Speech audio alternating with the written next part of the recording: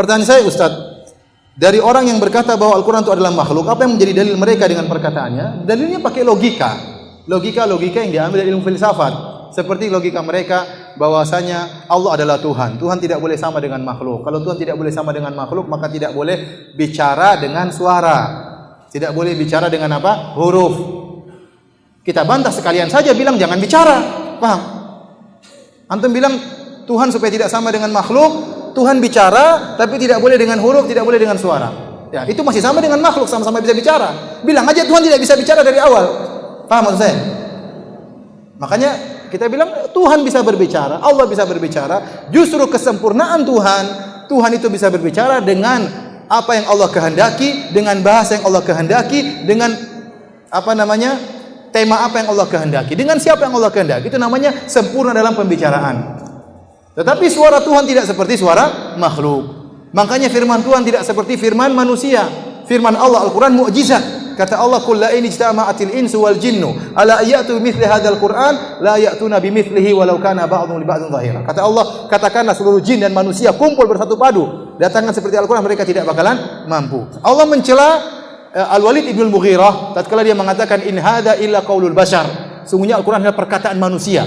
Dicela oleh Allah, kata Allah, sanuslihi saqar, saya akan masukkan di dalam neraka saqar. Gara-gara bilang Al-Quran itu adalah ucapan manusia. Nah, apa bedanya yang mengatakan Al-Quran ini terjemahan Muhammad? Berarti ini lafal Muhammad. Nah, kalau Al-Quran itu lafal Muhammad, yang tulis Muhammad, maknanya dari Allah, hanya sekedar terjemahnya dari Muhammad, kata mereka Allah berbicara tanpa suara, tanpa huruf. Terus bagaimana Allah buat Muhammad paham? Kemudian setelah Muhammad sudah paham, maka Muhammad ungkapkan sallallahu alaihi wasallam ungkapkan dengan bahasa dia.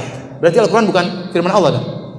Berarti bahasa Muhammad. Nah, kalau bahasa Muhammad pasti bisa ditiru oleh orang kafir. Orang kafir juga hebat dalam bahasa Arab. Namun mereka tidak mampu karena ini bukan bahasa Muhammad, tapi bahasanya siapa? Allah Subhanahu wa taala. Oleh karenanya Allah mudahkan orang hafal Al-Quran. Kenapa? Firman Allah Subhanahu wa taala. Allah jaga Al-Quran tersebut, ya. Oleh karenanya malaikat Jibril setiap bulan Ramadan datang ngajari Muhammad Al-Quran.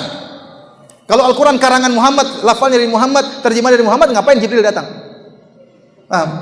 Jibril datang karena itu firman Allah Subhanahu wa taala. Jadi dalil mereka mengatakan Al-Quran makhluk hanya sekedar logika. Logika dari mana? Dari buku-buku filsafat yang bukan dari Islam.